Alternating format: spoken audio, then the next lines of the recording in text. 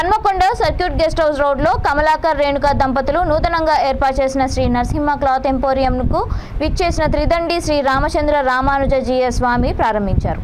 ఈ సందర్భంగా ఆయన నిర్వాహకులకు మంగళ శాసనాలు అందజేశారు.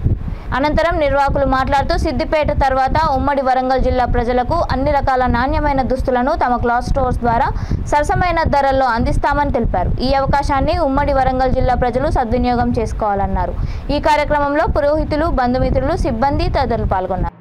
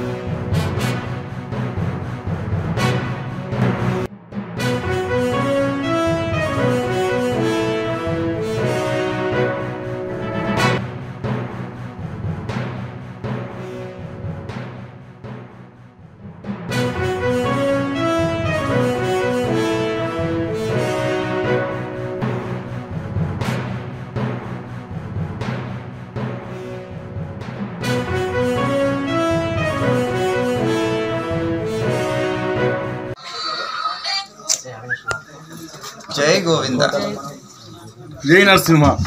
ఈవేళ మన ఓరుగల్లు పట్టణంలో నరసింహ క్లాత్ స్టోర్స్ అని చెప్పబడేటువంటి ఈ క్లాత్ స్టోర్స్ని కమలాకర్ గారు, రేణుక దంపతులు నిర్వహించడం కోసంగా నూతనమైనటువంటి ఈ దుకాణాన్ని ప్రారంభిస్తున్నారు.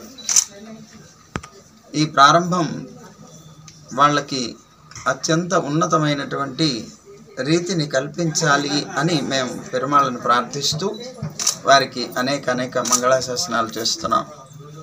వీరికి ఇక్కడే కాకుండా సిద్దిపేట, అలాగే ఇంకొక చోట ఇలాగ 3 దుకాణాలు ఉన్నట్లుగా చెప్తున్నారు. సిద్దిపేటలో చాలా వైభవంగా నడుస్తోందిట. అలాంటిది అనేక మందికి ఈ వస్త్రదానం అనొచ్చు. అందరికీ కూడా వస్త్రాలని కావాలి అనుకున్నటువంటి వారికి కావలసినటువంటి రీతిలో అందించగలగటం కూడాను ఒక విశేషమే కనుక అందరికీ అందించేటువంటి వారికి అనేక మంగళాశాసనాలు చేస్తున్నాం. అయితే వస్త్రము అని అంటే మనం తొడుక్కుంటుంటాం, మనం ధరిస్తాం. అది ఒక అందానికి చిహ్నంగా భావిస్తాం. కానీ యథార్థంగా వస్త్రం అంటే అహంకారం అని అర్థం ఆధ్యాత్మిక పరిభాషలో.